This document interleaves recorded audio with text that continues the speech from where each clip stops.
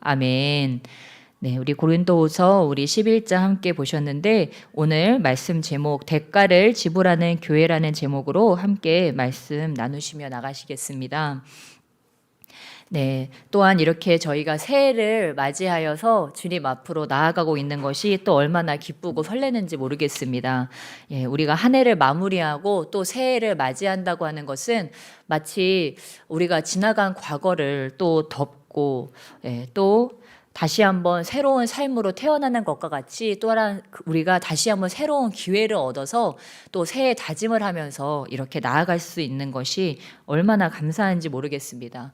우리가 만약에 예전의 삶과 과거의 삶을 그대로 가지고서 계속 나아간다고 한다면 우리가 주님 앞에 설 수도 없을 것이고 또한 우리가 이렇게 새로운 마음으로 또한 이렇게 나아갈 수도 없을 텐데 주님께서 이렇게 또한 새 해를 주시고 또한 날마다 새 날을 주시고 우리에게 새로운 기회를 주신다고 하는 것이 얼마나 기쁜 일인지 모르겠습니다. 여러분 기쁘십니까?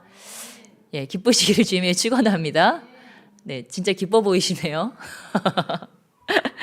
여러분 설레지 않습니까? 예, 새로운 기회가 왔다는 것은 무엇입니까? 우리가 이전보다 더 나은 삶을 살아갈 수 있다고 하는 것입니다. 2024년보다 더 나은 삶을 살아갈 수 있는 기회가 나에게 찾아왔다고 하는 것입니다. 그렇기 때문에 우리가 기쁘고 설렌다고 하는 것입니다. 예, 할 수 있거든 무엇이냐 믿는 자에게 능치 못함이 없느니라 말씀하신 것과 같이 저와 여러분은 지난 한 해보다 올 한 해 또한 주님 안에서 더 충성된 증인이 될 줄 믿습니다. 또한 주님의 거룩한 성도로 다시 한번 거듭날 줄 믿습니다. 또한 주님의 동역자로 다시 한번 일어날 줄 믿습니다. 네, 그래서 우리가 주님 안에 나아갈 텐데 저도 이 새해를 맞이하면서 정말 기도가 나오더라고요. 정말 이 2025년을 어떻게 보낼 것이고 또한 우리가 어떤 교회로 주님 앞에 준비되어져 나가야 될지 또한 우리 한수미 목사님을 통하여서 기적을 더할 것이라고 주님께서 우리에게 말씀하셨는데 이러한 기적을 위해서는 우리가 뭐가 돼야 돼요? 준비가 돼야죠. 주인공으로 준비가 돼야지 기적의 주인공이 된다고 하는 것입니다. 야구 선수들이 야구를 잘하기 위해서 준비를 하고 골프 선수, 축구 선수, 의사들이 공부하고 그 모든 것과 같이 우리도 이 하나님의 기적의 그 대열에 서기 위해서는 이 기적이 나에게 찾아올 수 있는 우리의 삶을 통해서 기적이 드러날 수 있는 준비를 해야 된다고 하는 것입니다. 그래서 오늘 제목이 뭐죠? 제목이 뭐죠, 여러분? 뭐를 지불하는 교회? 대가를 지불하는 교회. 저와 여러분이 기적의 주인공이 되기 위해서는 무엇을 지불해야 된다고요? 대가를 지불해야 된다고 하는 것입니다. 예, 여러분 무슨 대가를 지불해야 될까요? 네. 네, 우리가 주님 안에서 내가 지불해야 될 대가가 무엇일까? 여러분 아마 각자에게 또한 그런 미션이 있을 것이고 또한 그런 부르심이 있을 것입니다. 우리 예수님은 어떤 대가를 치르셨죠? 네, 십자가의 대가를 치르셨고 또한 자신의 삶을 자신의 삶이라고 주관하지 아니하시고 자신의 삶을 우리를 위해서 또한 정말 이 땅에 있는 우리 인류를 위해서 자신의 삶을 내어주셨습니다. 그런 것과 같이 우리도 어렸을 때는 어땠습니까? 어렸을 때는요 자기 하나밖에 몰라요. 그냥 내 입으로 들어가는 거, 그냥 내가 기쁘고 내가 즐거운 거 그것밖에 모릅니다. 그런데 점점 자라나서 어른이 된다고 하는 것은 무엇을 의미합니까? 이제 청소년기 때쯤 되면 어때요? 이제 어떻게 하면 좀 부모님께 누가 되지 않을까 이런 걸 좀 생각하게 돼요. 그 다음에 진짜 성인이 되고 어른이 되면 어떻게 됩니까? 이제는 나의 삶이 아니고 누군가의 삶을 책임져 주기도 하고 누군가를 돌보기 위해서 자기 자신을 부인하는 그러한 삶으로 나아가는 거예요. 그러니까 요즘 어때요? 욜로족들이 나오고 있잖아요. 나 혼자 살겠다. 그런 사람 나는 안 살고 그냥 어려서의 이 삶을 계속 살겠다. 그냥 나만을 위한 그런 삶, 이기적인 그런 삶을 계속 살기 위해서 결혼을 왜 하냐? 우리 집도 감당 안 된다. 본가도 감당 안 되는데 결혼을 왜 하냐? 애는 왜 낳냐?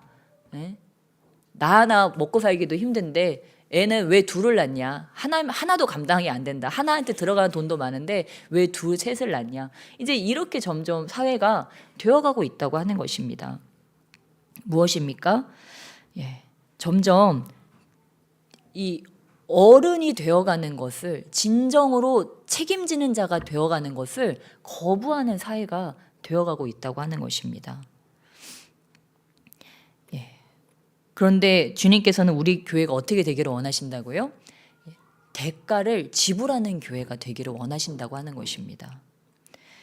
그러니까 어떤 지나가다 보니까 우리 막 새 가나안 교회 그런 데는 어떤 사역을 합니까?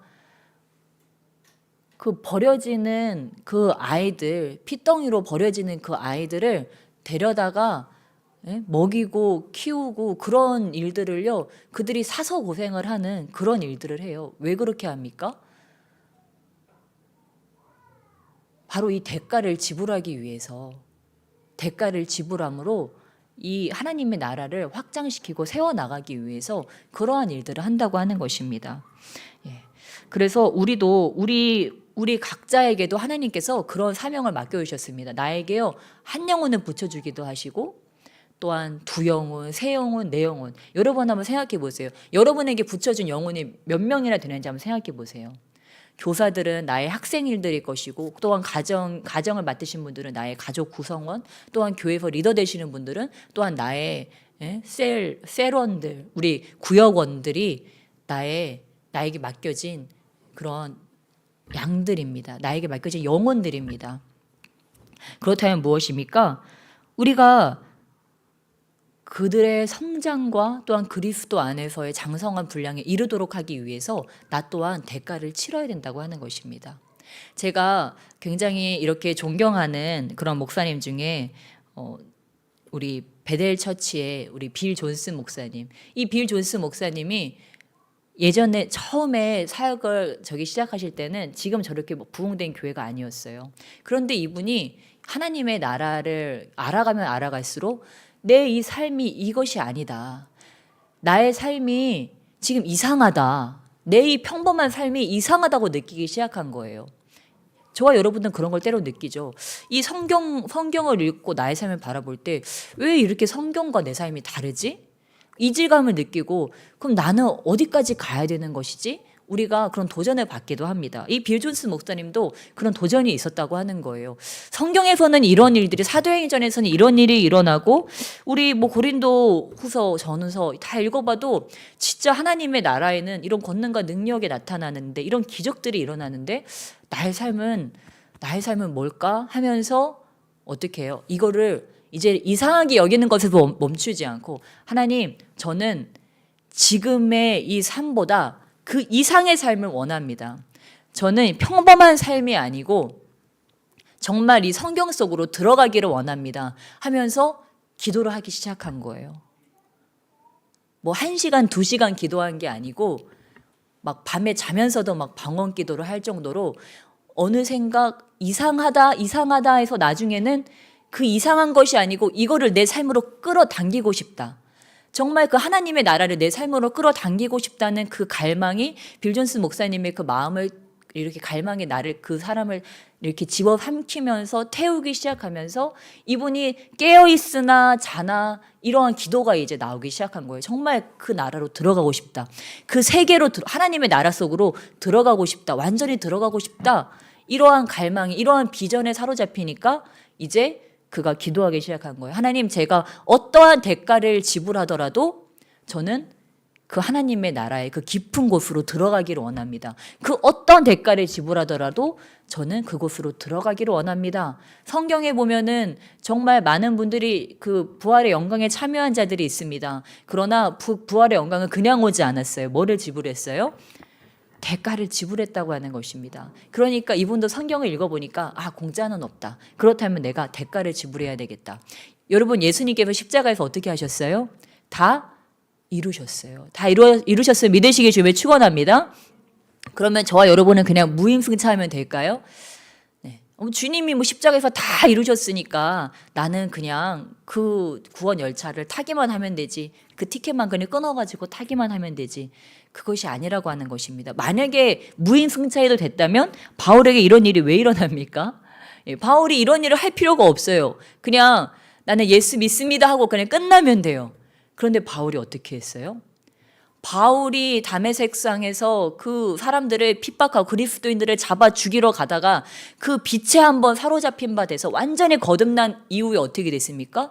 하나님의 복음의 비전에 완전히 사로잡혔다고 하는 것입니다. 그래서 복음의 비전에 사로잡히니까 이제 어떻게 돼요?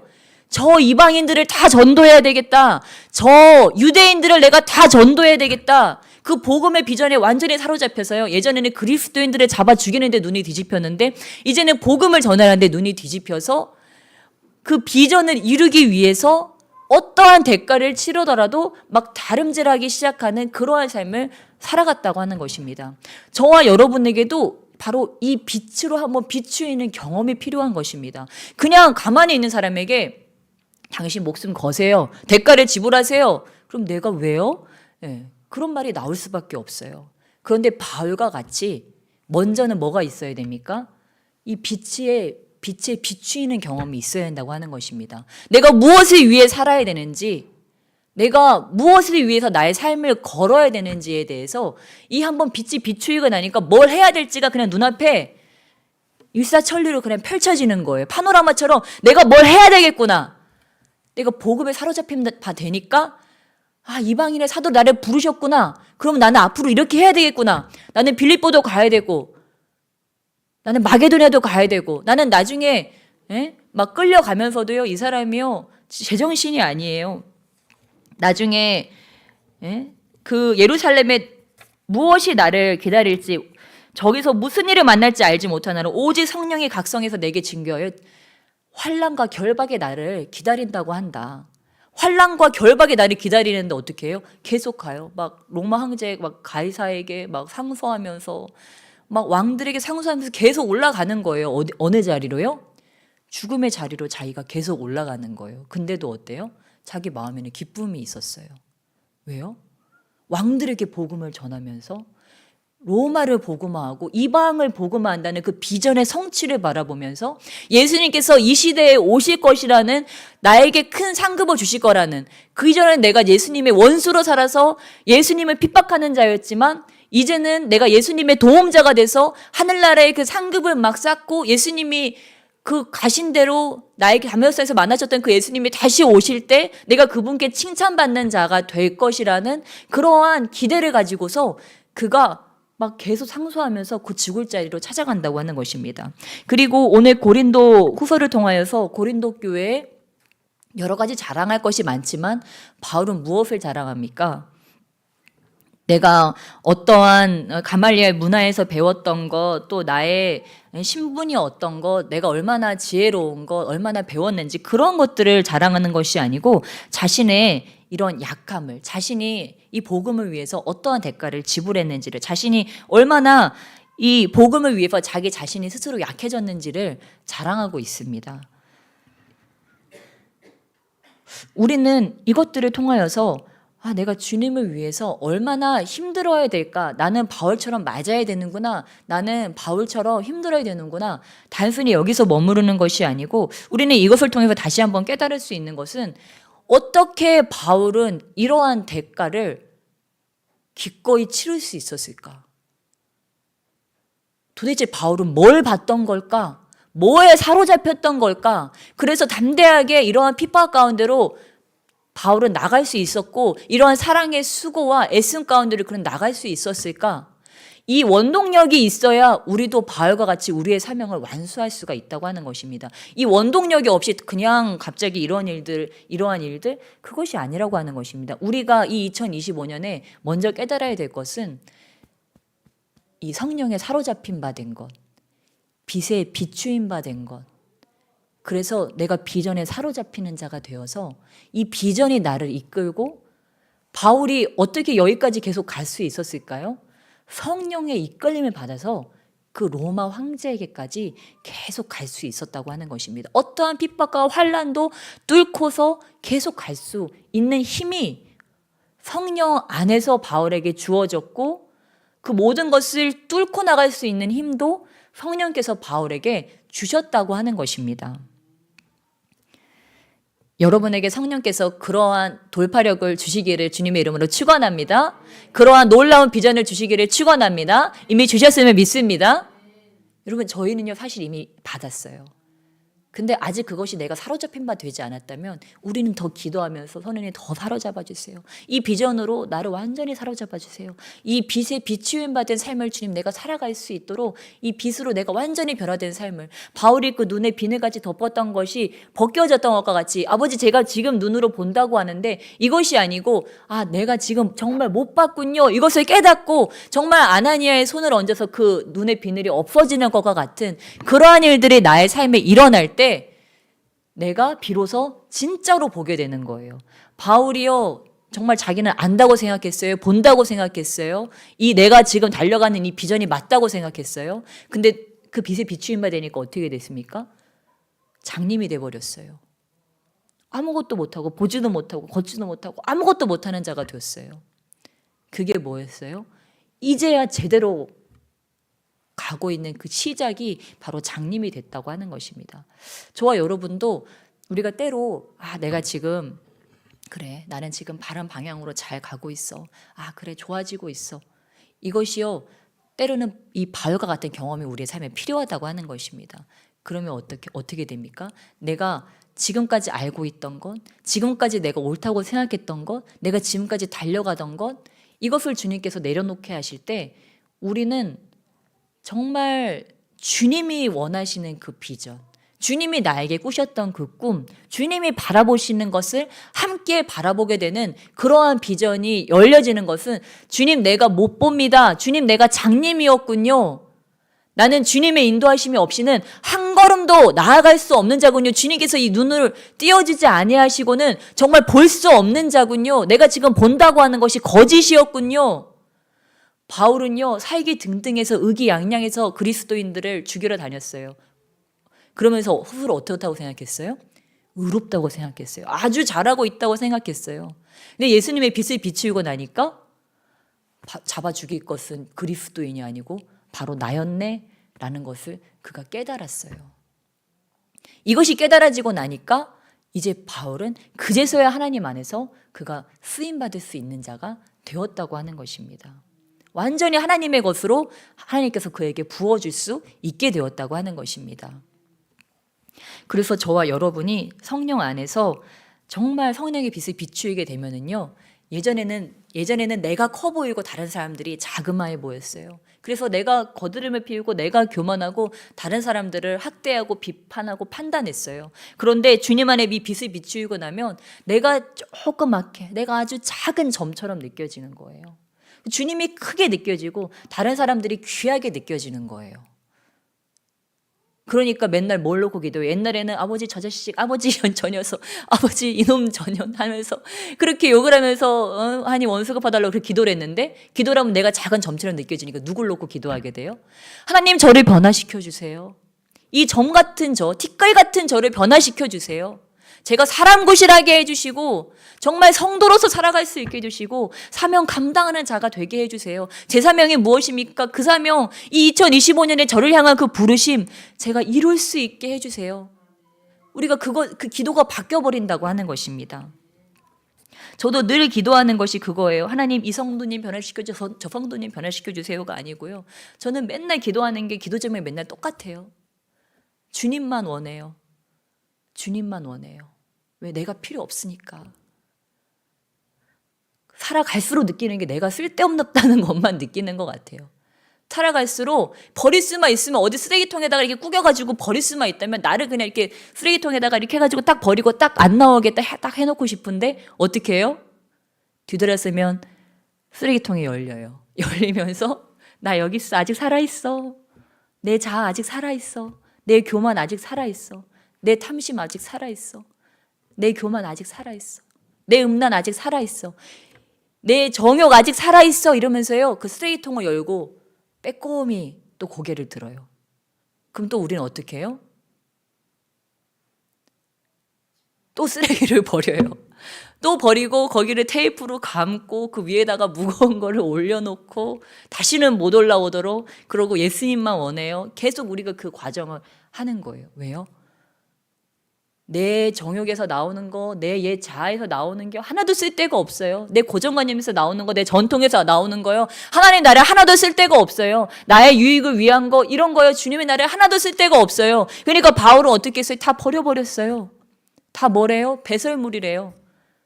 예전에 내가 사랑하던 것들, 내가 아끼던 것들, 그것들이 다 배설물들이래요. 그리고 그거를 다 버려버린 것입니다. 그리고 오직 예수님만 얻기를 원한다고 이거 달려가고 그래서 바울은 어떻게 했습니까? 가정도 꾸리지 않고 늘 그렇게 정처 없이 떠도는 그런 삶을 살았어요.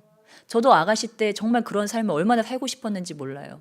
이 중동을 또 떨어다니는 그 나그네처럼 살아가다가 정말 이슬처럼 사라지는 그런 삶을 저도 순교는 영광이지. 중동에서 살다가 떠돌아다니면서 저 고아들과 저기 그 버림받은 여자들을 내가 섬기다가 거기서 죽어야 되겠다 생각했는데 하나님께서 그거는 네 비전이 아니다고 그러셔가지고 남겠다 그랬는데 너 가라고 그래가지고 그러니까 저는 그때도 깨달은 것이 내 야망으로 뭘 하는 것이 아니고 주님의 뜻이 제일 중요하다는 걸 깨달았어요. 제가 거기서 떠돌다가 그 죽는 삶은요, 정말 아무짝에도 쓸모없는 주님이 볼 땐 아무짝에도 쓸모없는 삶이에요. 나는 혼자 스스로의 자기 만족을 느낄지 몰라요. 주님을 위해서 내 젊음을 드렸어요. 나는 안락한 가정을 꿈꾸지도 않고요. 나는 자녀 낳고 내가 행복한 가정 꾸리는 거 원하지도 않아요. 주님 위해 내 생명을 드릴게요 했는데, 아니, 너는 내 십자가를 져야 돼.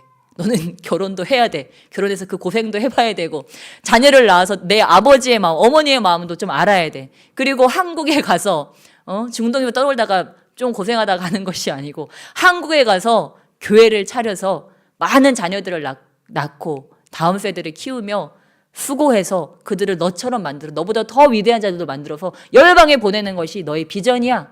주님은 더 큰 꿈이 있었어요. 저 하나 그냥 그 잠깐의 만족을 위해서 그렇게 살다 사라지는 것이 아니고, 우리 주님은 오고 오는 세대들의 하나님의 그 비전을 공유하고, 그런 세대가 계속 전수되어지면서, 이 신앙이 전수되어지면서 계속 선교하는 교회들이 태어나기를 우리 주님께서는 갈망하고 계시다고 하는 것입니다.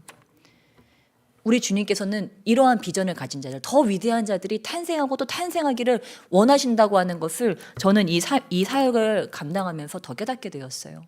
여러분, 뭐 생명을 키워보셨나요? 생명을 키워보셨어요? 막 둘째 낳으면 셋째 낳고 싶고, 셋째 낳으면 넷째 낳고 싶고, 저도 셋째 낳고 싶다가 그러다가 내가 애 키우다가 인생을 마치겠구나 싶어서 주님이 주신 거는 2명이니까 2명이나 잘 키우자 그러고서 꿈을 접었는데, 저희 집에요 구피를 키워요. 우리 아이들을 위해서 구피를 키우는데, 제가 구피를 키우면서 진짜 하나님의 그 마음을 경험으로 더 깨닫게 됐어요. 구피를 왜 키워요, 여러분? 구피 물고기 열대요. 그거 왜 키워요? 새끼 낳는 거 보려고 키우는 거예요. 더 예쁜 물고기들 많이 있어요. 근데 굳이 구피를 키우는 이유는 그 새끼 낳는 거를 보려고 키우는 거예요. 왜요? 그냥 본능적으로 우리는요, 우리가 키우는 식물이든 동물이든 그것들이요, 새끼를 낳고 잘 번성하는 걸 보면요, 행복하고 기분이 좋아요. 그래서 우리 어르신들은 뭐 어떻게든 손주 한 명 보고 싶어가지고, 그쵸? 그러고 또 우리도 개를 키워도 그 개가 또 새끼를 낳는 거를 보면은 또 우리가 기쁘잖아요. 고양이도 마찬가지고 물고기도 마찬가지고 새끼를 낳으면은 우리가 그렇게 기쁜 거예요. 근데 주님도 우리가 어떻게 하기를 원하세요? 새끼를 낳기 원하세요. 자녀를 낳기 원하세요. 누구와 같은? 나와 같은. 나보다 더 뛰어난 자녀들을 우리 주님께서는 오늘도 내가 낳기를 원하신다고 하는 것입니다. 그래서 그들이 자라나가지고 어때요? 그들이 자라나서 정말 그 하나님의 나라가 확장되기를 원하신다고 하는 거예요. 내가 더 능력 있는 복음의 증인으로 서서 또한 나와 같은 이 복음의 일꾼들을 세운다면요, 절대 우리의 미래는 어둡지 않습니다. 이 민족의 미래는 어둡지 않아요. 우리가 그 일을 멈추지 않고 오늘도 깨어서 우리가 나의 신앙을 주님 앞에서 일깨우고, 또한 나보다 더 위대한 영적 자녀들을 낳기 위해서 우리에게 준, 나에게 맡긴 이 영적 자녀들을요, 열심으로 키워낼 때 우리의 미래는 점점 밝아진다고 하는 것입니다. 그래서 이 2025년에는 정말 이 기적을 주님께서 더하신다고 하셨는데, 이 기적이요, 우리가 뭐 병이 낫고 뭐 주님의 부와 뭐 재정이 우리에게 들어오고 뭐 신기한 일들이 일어나고, 저는 이것만이 기적이 아니라고 생각해요. 이건 다 뭘 위해서 필요한 거예요? 왜 바울에게 이런 일이 일어났습니까? 하나님 나라 확장시키고 영혼들을 살리기 위해서, 한 영혼이라도 살리기 위해서 이 일이 일어났다고 하는 것입니다. 그렇다면 저와 여러분에게 있는 미션은 무엇일까요? 이 한 영혼을 향한 열정, 이 비전, 이것에 사로잡힌 바 되면요, 우리의 기도가 달라집니다. 그냥 나의 신앙 유지를 위해서 하는 기도하고요, 한 영혼을 살리기 위해서 하는 기도는요, 완전히 달라요. 지금 죽어가는 한 영혼이 있는데 그 영혼이 나에게 붙여졌어요. 그럼 그 영혼을 살리려고요, 내 기도가 간절해지고, 내 기도가 간절해짐으로 인해서 그때 하나님께서 권능을 우리에게 부어주시는 것입니다. 그러니까 그 모든 시작은 어디에 있어요? 한 영혼에서 시작되는 거예요.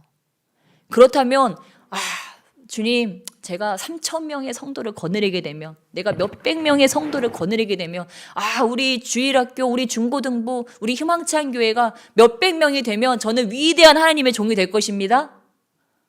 아니라고 하는 거예요. 너 지금 너한테 맡겨진 그 한 명, 영유아부 한 명, 주일학생 한 명, 중고등부 한 명, 너에게 맡겨진 성도 한 명, 그 한 명을 위해서 네가 기도하지 않고, 네가 그 한 명을 잘 가르치지 않는다면 너에게 몇백 명, 몇천 명은 아무짝에도 쓸모없는 비전이라고 하는 것입니다. 그럼 뭐가 중요해요? 한 명이 중요하다고 하는 것입니다. 한 영혼이 중요하다고 하는 거예요. 한 영혼을 위해서 뭐예요? 대가를 지불하는 거예요. 기도의 대가를 지불하고, 사랑의 대가를 지불하고, 복음의 대가를 지불하는 것입니다. 그래서 저와 여러분이 이 기적을 더하는 이 비전 가운데로 가기 위해서 먼저 우리에게 필요한 것은 바로 이 기도의 대가입니다. 왜요? 내가 먼저 누군가를 키울 수 있는 진정한 그리스도인으로 자라나야 되잖아요. 내가 자라나는 것은요, 기도와 말씀밖에 없습니다. 여러분, 기도한다고 하는 건요, 자기를 부인하는 거예요. 주님께 시간을 내어드린다고 하는 것은, 나의 시간을 주님께 구별해야 된다는 것은 얼마나 힘든 일인지 몰라요. 그리고 그 시간에 나에게 집중하는 것이 아니고 주님께 집중한다는 그 자체가 얼마나 어려운 일인지 몰라요. 이 훈련을 우리가 매일 할 수 있다면, 이 기도의 훈련을 통해서 내가 장성한 그리스도인으로 자라나는 그 준비가 되어지는 것입니다. 근데 여기다가 그냥 허공에 치는 이런 기도가 아니고, 말씀에 서서 하는 기도, 정말 이 말씀을 읽으면서, 이 말씀에 나를 비추면서, 이 나의 이 옛 자아가 가지고 있는 헛된 생각들, 헛된 망상들을 비워내고, 이 성령의 생각과 이 말씀의 생각들로 이걸 바꾸면서 이 기도를 하다 보면 내가 새로운 자아로, 성령에 사로잡힌 자아로 바뀌어지는 일들이 이 기도의 대가를 치름으로써 일어난다고 하는 것입니다. 그러니까 기도 없이는, 하나님께서 기도하지 않는 자에게는 영혼을 맡길 수가 없어요. 왜냐하면 너무 위험해요. 내면이 너무 위험해요. 내면 세계가 너무 위험해요. 옛 자아가 죽어지지 않았고 주님께 집중되어지지 못함으로 아직도 자기 자신에게 집중되어져 있기 때문에 이타적인 권능이 드러날 수가 없다고 하는 거예요. 말을 하는데 상처를 주게 되고, 사랑이라고 해서 사랑을 표현하는데 그것이 그에게는 비수처럼 꽂힐 수 있다고 하는 거예요. 그러니까 우리는 기도를 통해서 내가 죽고 예수로 사는 그 기도의 대가를 지불함으로써 내가 새로운 자아, 성령의 자아로 거듭나는 그 과정이 반드시 필요하다고 하는 것입니다. 그 다음에 어떻습니까? 여러분, 정말 어린아이들 케어해 보셨죠? 어린아이들이 여러분을 배려해 주던가요? 선생님은 무슨 놀이 하고 싶어요? 선생님 오늘 많이 힘들었죠? 나랑 놀아주느라 참 고생 많으시네요. 뭐 이러나요? 그렇지 않아요. 자기밖에 몰라요. 나는 힘들어 죽겠는데 계속 놀아달라 그러고, 이번에 이 놀이하고 이번에 나는 지금 일하고 오고 알바하고 와가지고 힘들어 죽겠는데, 막 이리저리 끌고 다니면서 막 놀자 그래요. 무엇입니까? 이 사랑의 수고가 필요하다고 하는 것입니다. 때로는 나는 힘든데 주일학교 학생들, 영유아부 아이들 오면 놀아줘야 돼요. 또 중고등부 아이들은 이제 놀아주는 걸로는 필요 없어요. 이제 걔네는 노는 건 자기들끼리 놀아요. 이제 걔네 뭐 해줘야 돼요? 밥 사 먹여야 돼요. 돈 줘야 돼요. 간식 사 먹여야 돼요. 음식 배달시켜줘야 돼요. 돈 들어가요. 시간 들어가요. 근데 그 사랑의 수고를 하는 거예요. 애들이요, 한번 밥 사 먹이고 나면 달라져요. 한번 차 마시고 나면요, 달라져요. 왜요? 사랑의 수고를 통하여서, 그 대가 지불을 통하여서 아이들이 그 사랑을 느꼈기 때문입니다. 그리고 그걸로 끝일까요? 이제 복음의 대가를 지불해야 된다고 하는 것입니다. 내가 그 주님의 복음을 잘 깨달아서 이제 그 아이에게 십자가의 복음을, 예수님의 사랑을 이제 지혜롭게 잘 전하는 거예요. 그 복음을 증거하는 거예요. 사도 바울이요, 왜 이렇게 매를 맞고 왜 이렇게 가는 데마다 고소당하고 왜 그랬습니까?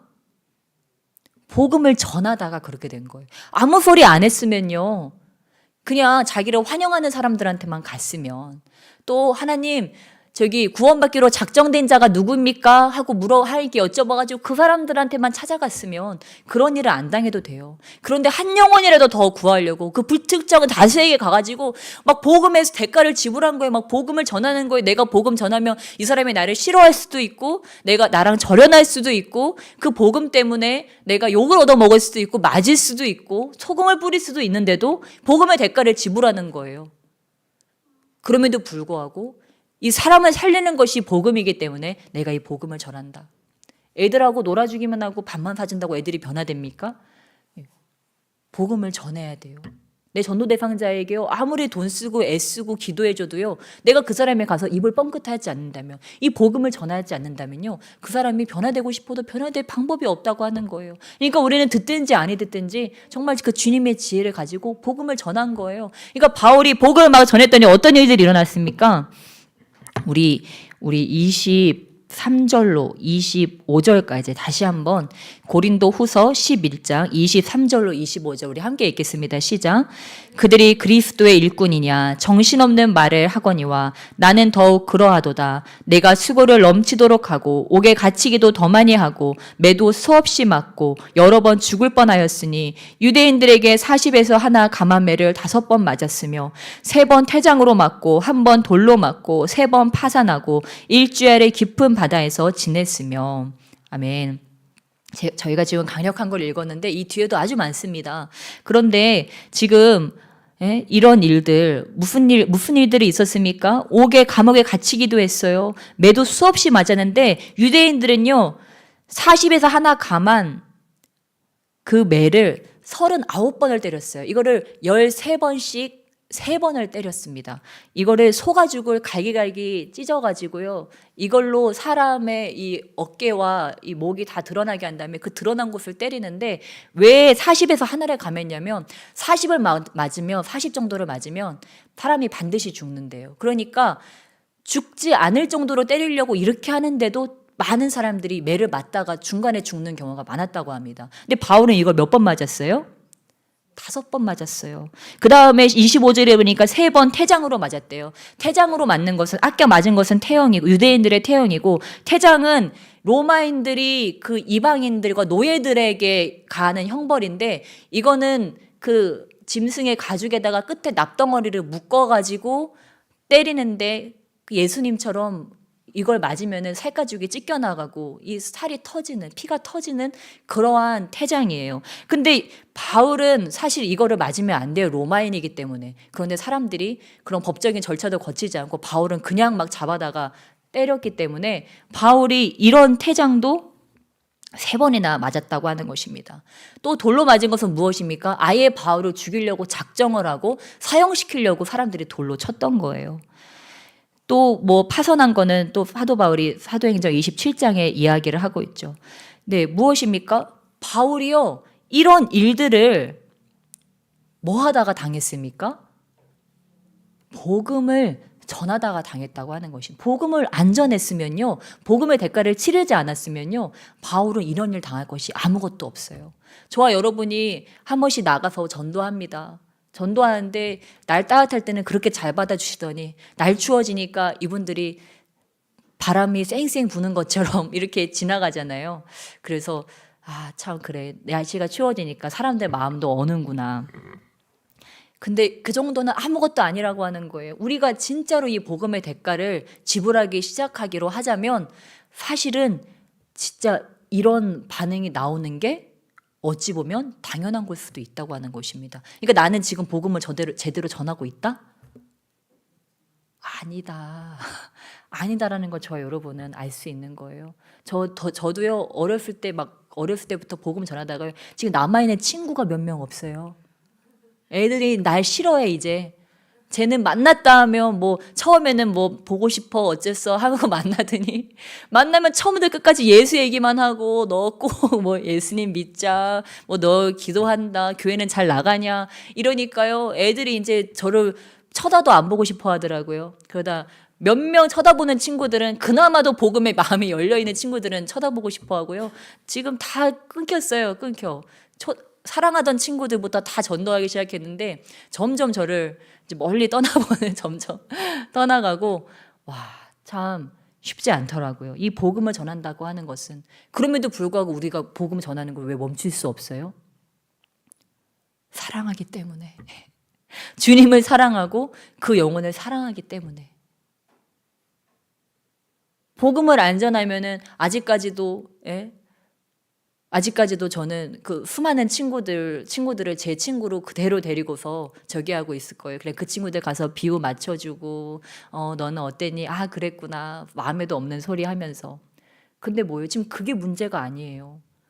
지금 얘가 죽느냐 사느냐 그것이 달려 있으니까, 그래, 네가 나를 절연을 하더라도, 네가 나를 쳐다보고 싶지 않더라도 나는 복음을 전해서 네 영혼을 살려야지. 네가 지금은 이 복음을 거부하더라도 나중에라도 그 주님이 보고 싶어지면, 우리의 삶의 그 질고를 만나고 정말 주님이 필요할 때면 그때는 내가 생각나겠지. 그러면서 그 복음을 뿌리는 거예요. 그럼 언젠가는 꼭 한 번씩 또 연락이 오더라고요. 무엇입니까? 우리가 이 복음을 위해서 정말 바울과 같이 지금 저 사람들이 내가 주는 전도지를 쌩하고 지나가는 거, 내가 복음을 전해서 나를 싫다고 피하는 사람들, 이것이 아무것도 아니구나. 내가 복음의 수고를 더 해야 되겠구나.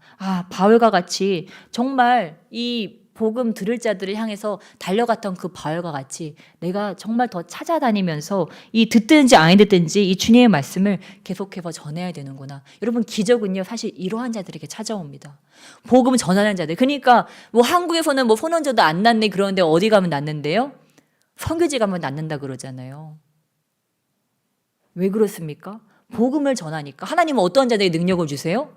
복음 전하는 자들에게 능력을 주세요. 증인들에게 주는 것이 능력이지, 내가 그냥 보여주려고 전하는 것은, 이거는 능력이 아니라는 거, 그거는 쓸모없는 능력이에요. 능력이 쓸모가 있어지는 것은 복음을 증거하기 위해서 그것이 우리에게 쓸모 있다고 하는 거예요. 여러분, 능력받기 원하십니까? 복음을 전하시길 주님에 축원합니다. 여러분이 진짜 복 받기를 원하고, 진짜 내가 하나님 안에서 팔자 한번 고쳐보겠다, 진짜 예수 팔자 한번 돼보겠다 하시는 분들은요, 복음 전도로 한번 뛰어드시는 거예요. 우리 막 토요일에 전도한다고 나가잖아요. 쉽지 않아요. 저도 맨날 나가지만 나가기 싫을 때도 얼마나 많은지 몰라요. 그런데도요, 막 계속 전도하러 나가고, 사람들 만나면 또 때를 얻든지 못 얻든지 계속 예수님을 전하는 거예요. 왜 그렇습니까? 우리가 예수님의 이 빛을 비추인 다음에 우리에게 맡겨진 사명은요, 사실 그거밖에 없어요. 내가 주님께 구원받고 나서 우리 주님께서 우리에게 원하는 것은, 그래, 너는 구원받았으니까 이제 그 복음 안에서 행복하게 살아라. 그것도 맞지만 복음에 행복하게 살게 되면 그 다음에 보여지는 것이 뭐예요? 이 돌아올 탕자들, 저 집 나간 둘째 아들들이 보여져야지 그게 정상인데, 내가 그 구원을 누리고만 있고 하나님 더요, 능력 더요, 부와 재정을 더 주셔야지 제가 나가죠. 그래야 제가 증거를 하죠. 이거는 그 집에서 아버지한테 왜 쟤는 송아지 그렇게 잡아주시고 저한테는 양 한 마리도 안 잡아주시고 그렇게 투정 부리고 있는 첫째 아들과 다를 바가 없다고 하는 것입니다. 지금 저희에게 맡겨진 것은 무엇입니까? 그 복음에, 사도 바울이 복음에 미쳤던 것과 같이 저와 여러분이 다시 한번 이 복음에 미치도록. 그러니까 여러분, 바울은 어땠어요? 사랑이 식었나요? 열정이 식는 때가 있었나요? 제가 보니까 갈수록 더 미쳐갔던 것 같아요. 성령에 더 이끌리는 받았던 것 같아요. 우리 한수희 목사님이 그러시더라고요. 선지자들은 한 가지 특징이 있는데 죽을 때까지 그 은사가 개발이 된다. 죽을 때까지. 여러분 얼마나 멋있습니까? 내가 하나님의 자녀로 부름을 받았는데 처음에만 잠깐 뜨겁다가 용두사미처럼 나중에는 그 끝이 꼬리처럼 볼품 없어진다면 이거 얼마나 비참한 삶입니까? 그런데 어때요? 바울과 같이 점점 이 복음의 불길이 타오르는 거예요. 주님을 향한 사랑의 불길이 점점 타오르는 거예요. 그 어떤 감옥도, 그 어떤 태형도, 그 어떤 태장도, 돌로 맞아도 동족을 향한 사랑이 더 불타오르고, 유대인들이 아무리 나를 핍박해도 여기 보면은 동족의 위험이요. 바울의 사역 시작할 때부터 끝날 때까지 가장 내가 사랑하는 자들한테 당하는 그 고통이요. 말도 못했어요. 그럼에도 불구하고 어땠습니까? 계속해서 바울은 그 사랑을 포기하지 않았어요.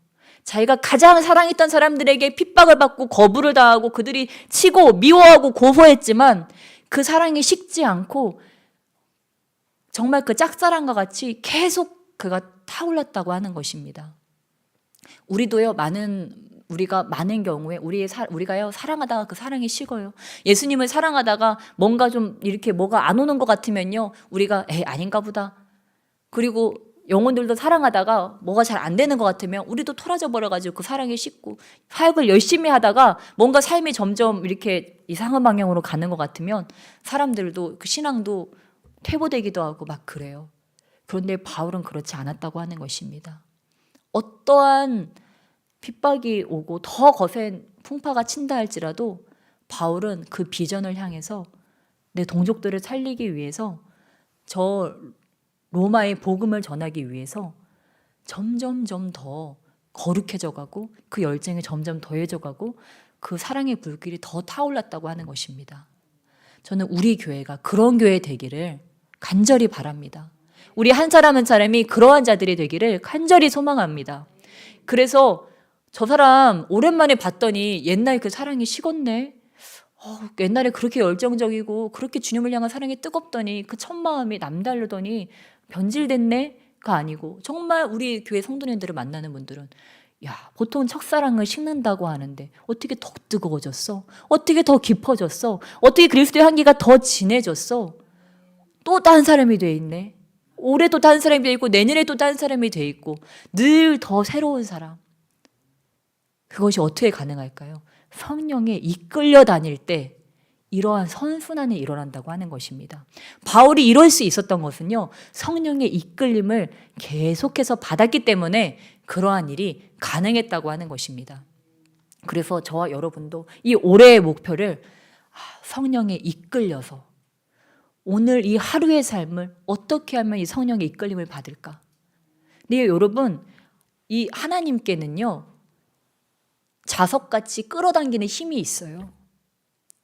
여러분이 이 땅에서 매력적인 사람을 만나보셨어요? 누가 요즘에 잘 나갑니까?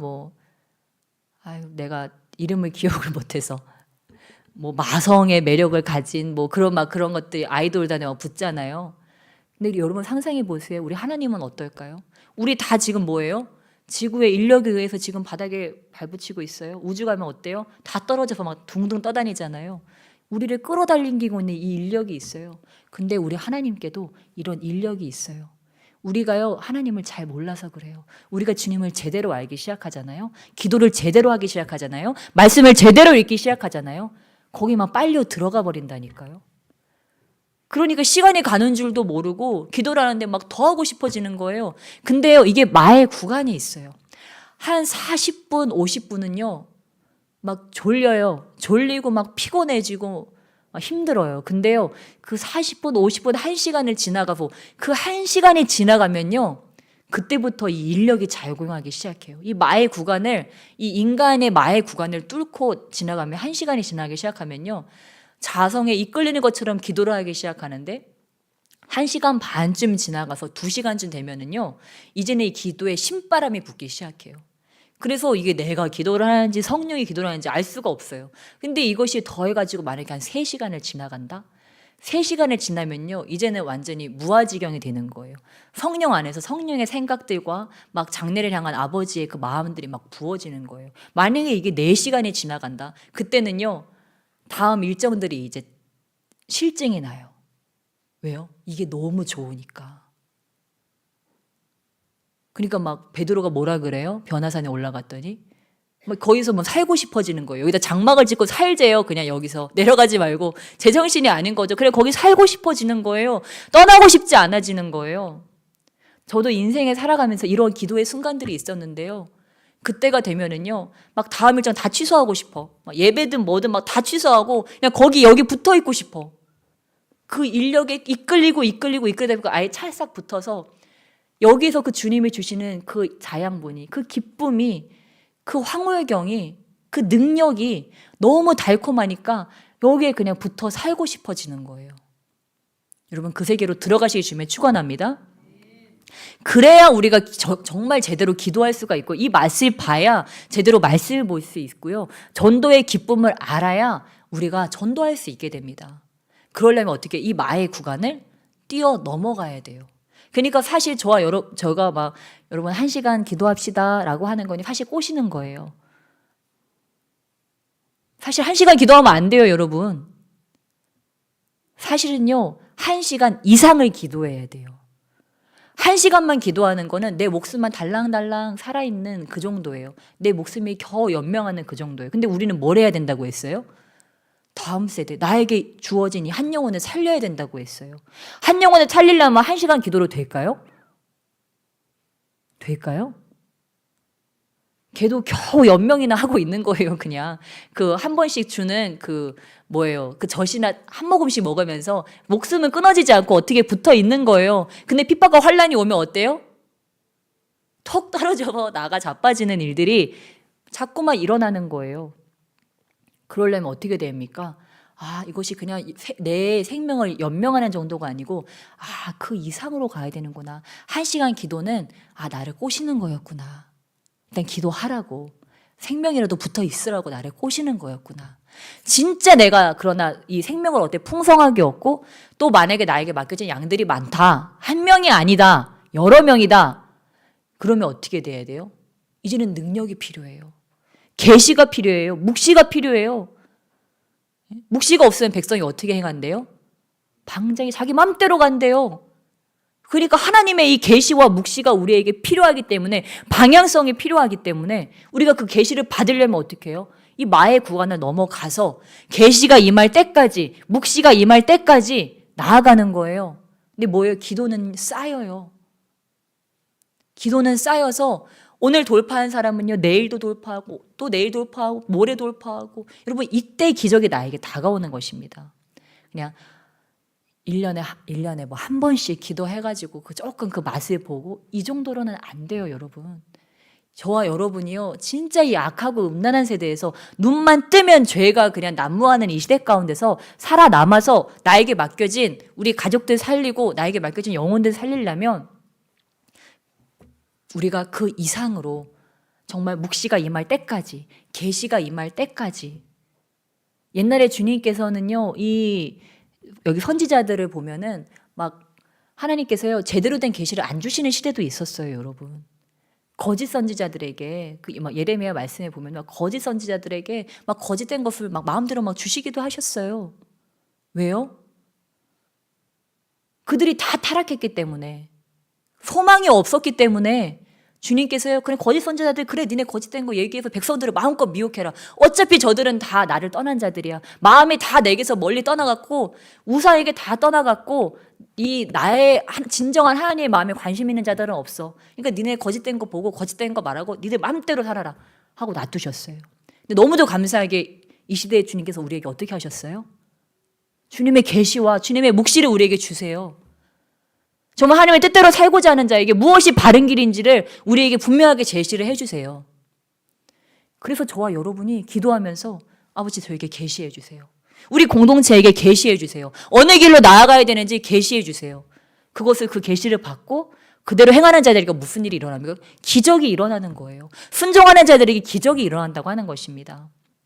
그래서 정말 이 새해에는 저와 여러분이 그 뜻을 궁금해하고 그 묵시와 계시를 궁금해함으로 이 기도의 경계선을 넘어서 이 마의 구간을 넘어서 이 계시와 묵시를 받고 그것을 순종함으로 이 매일의 돌파를 통하여서 정말 이 하나님의 그 권능이 임하는 증인으로 우리가 변화되어서 나에게 맡겨진 양들에게, 나에게 맡겨진 이 다음 세대들에게 이 주님의 계시와 묵시를 전달하는 자, 나의 말이 아니고 하나님의 말씀, 살아계신 말씀을 전달하는 자. 하나님은요, 이 성경으로 끝나는 것이 아니고 이 성경을 가지고서 우리가 또 주님의 성령을 받아서 오늘도 말씀하기를 원하십니다. 얼마나 이 땅 가운데 배고픈 자들이 많은지 몰라요. 못 보는 자들이 얼마나 많은지 몰라요. 궁금해하는 자들이 얼마나 많은지 몰라요. 그러니까 막 저희도 배은성 목사님께 막 데리고 가잖아요. 근데 언제까지 우리가 데리고 가겠습니까? 저희가 아무리 말을 해도 못 알아들을 때 데리고 가기도 하고, 때로는 정말 주님의 큰 능력이 필요할 때 데리고 가기도 하는데, 그러나 여러분, 우리가 그렇게 돼야 된다고 하는 것입니다.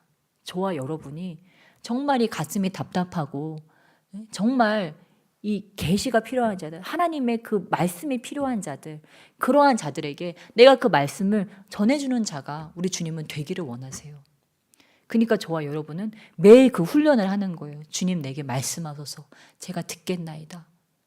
그러고서 그거를 그 사람에게 가서 지혜롭게 전달하기도 하고 권면하기도 하고, 생각나면 정말 기도하고 주님께 여쭤봐서 그 메시지를 이렇게 전달하는, 우리가 그런 수고를, 그것이 수고롭죠. 그래 내 할 말만 주님께 막 하고 나서 탁 자리 털고 가버리면 끝인데, 주님께 앉아서 주님께 듣고 그것을 적고 그것을 마음에 담고, 아버지 지금 누구에게 어떤 메시지가 필요합니까? 이것을 가지고 가는 것이요, 우리에게는 때로는 버거운 일처럼 느껴질 때도 있어요. 근데 그 사랑의 수고를 우리가 하는 거예요. 나의 시간을 들여서 그 영혼을 만나기도 하고, 그러한 사랑의 수고를 통하여서 하나님의 나라가 확장되고 확장될 줄 믿습니다. 바울은 어땠습니까?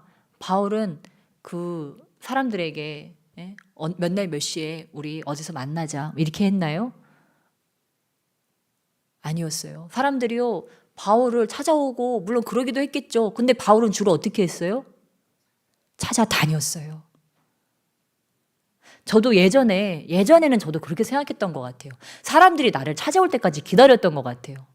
뭐 한 다음에 권능 받은 다음에 나에게 엄청난 권능이 임하고 나면 그때 사람들이 찾아올 거야. 그때를 기다리면서 나는 권능을 많이 받아놓자. 이러고서 그냥 어찌됐든지 막 성전에서 맨날 막 그랬던 것 같아요. 근데 그게 아니더라고요.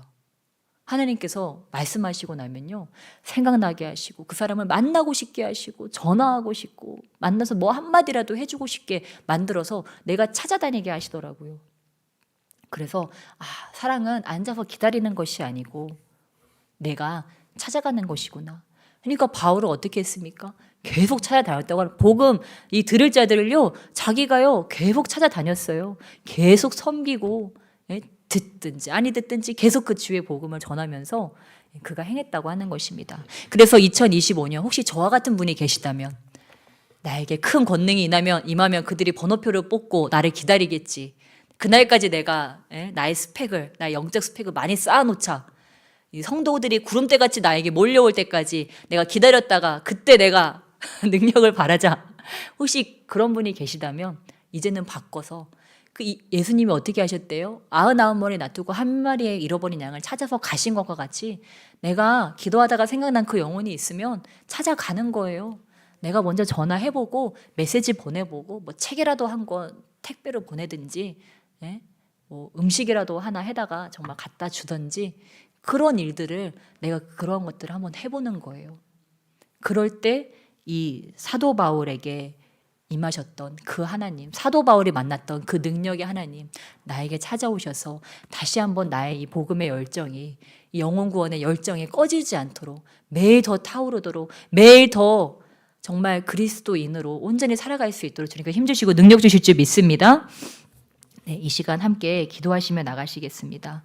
우리 이 시간 기도하실 때 하나님, 바울이 만났던 그 하나님, 바울의 삶을 완전히 바꿔놓으셨던 하나님, 어떠한 대가를 치르더라도 목표를 향하여서 바울이 목숨 걸고 달려갈 수 있도록 바울의 마음에 사랑의 불을 지피셨던 그 하나님, 아버지, 나도 그 하나님 만나기를 원합니다. 그 비전 발견하기를 원합니다. 꺼지지 않는 불길로 다시 한번 타오르기 원합니다. 우리 그렇게 주님을 구하시면서 그 비전 구하시면서 주여 삼창